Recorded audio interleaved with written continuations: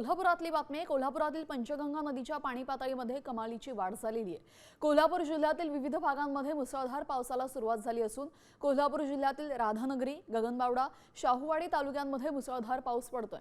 त्यामुळे नद्यांच्या पाणी पातळीमध्ये वाढ होताना दिसते।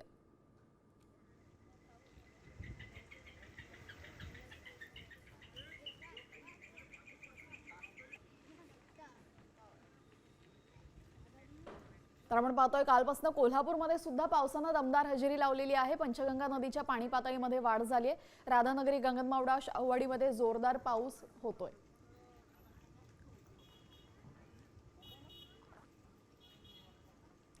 पंचगंगा नदीच्या पाणी पातळीमध्ये सुद्धा वाढ झाल्याने आपण पाहतोय पावसाची दमदार हजेरी बघायला मिळते।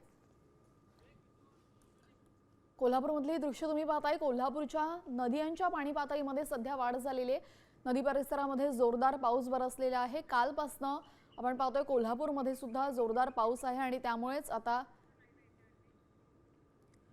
कोल्हापूरमध्ये दमदार पावसासंदर्भातले अपडेट्स घेऊयात आपण आमचे प्रतिनिधी रणजित माजगावकर यांच्याकडून। ते आपल्यासोबत लाईव्ह जोडले गेलेले। रणजित, सध्याची परिस्थिती काय आहे कोल्हापूरमधली?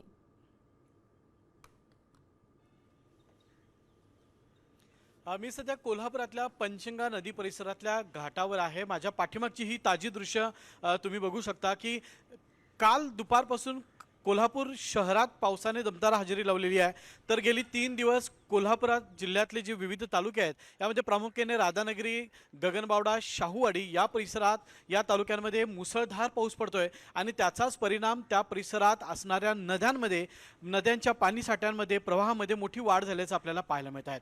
4 दिवसांपूर्वी आपण पंचगंगा नदीची बातमी केली होती, त्यामध्ये हे पात्र पूर्ण कोरडं पडलेलं आहे असं दाखवलं होतं। मात्र आज त्याची जर स्थिती पाहिली तर पंचगंगा नदी पात्रामध्ये पाण्यात मोठी वाढ झालेली आहे। तसंच नदी पात्रामध्ये वाढलेली आहे। आपण पाहतोय। धन्यवाद रणजित आपण दिलेल्या सविस्तर माहितीसाठी।